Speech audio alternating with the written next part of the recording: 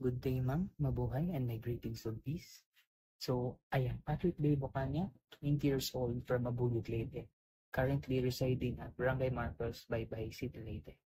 So, what I expect about this subject is that I will learn knowledge and enhance my skills, especially in managing some events, minor events, major events that could possibly help me in the near future.